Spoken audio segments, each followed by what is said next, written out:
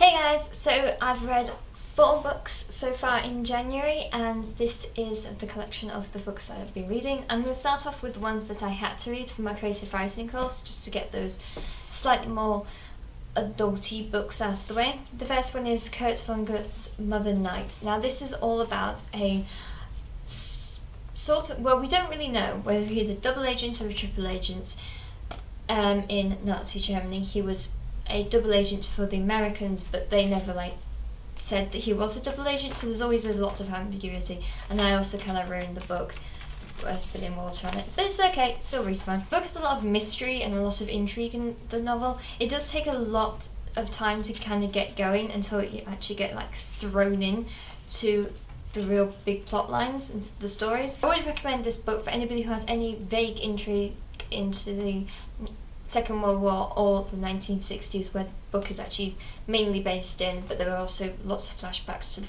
Second World War. The first book that I had to read for my creative writing course was Achilles by Elizabeth Cook. Now this basically follows the story of Achilles and the myths of Achilles, but I've heard a lot of people say that if you just watch Troy, it kind of is the same. This book does have quite a lot of highfalutin language in it, and is very ambiguous in the way that it is written. There are some times when there are a lot of metaphors and a lot of similes, and it just gets too much, and Elizabeth Cook never goes out and says something. You always kind of have to decode it like you do with a poem, except for this beautiful line, "The Trojans shit themselves," right there. I've also been reading quite a lot of young adult coming of age sort of novels. The first one being Perks of Being the Wallflower. I saw the film and I immediately wanted to get the book.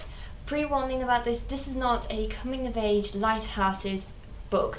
This deals with some serious issues. People think that this is just going to be all light-hearted and all lovely, but the main character, Charlie, suffers with depression. There were questions of sexuality and different things like that. There's a lot of people getting beat up in the book. It is not a happy-go-lucky book, although it does, even though you know that the main character is very depressed throughout most of the book, it is kind of a happy-go-lucky book in that sense. The fact that everything is always seen as put a positive spin on it, like Charlie always does, and the writing is just beautiful and it's just amazing. If you've watched the film, just read the book. The last book that I read was Why We Broke Up by Daniel Handler, who is the person who wrote the Lemony Snicket novels also. This book is amazing. It is all about a girl sending a box of stuff back to her boyfriend, and each item tells the story of why they broke up, and you get to know in the end officially they broke up.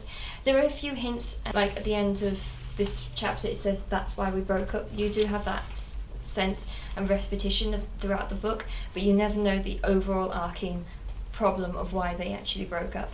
Also, the illustrations in this are amazing. Just look at those and that. So the illustrations really do accompany the novel, and it is just an overall good read.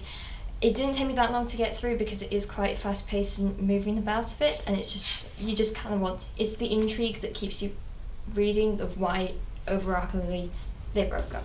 Okay, so that is the books I've read this month. Next month I'm going to be going on a John Green and Narnia binge, just so everybody knows that. So I'll be reviewing books that have been reviewed all around the world for all of the time. So I shall see you guys later. Bye.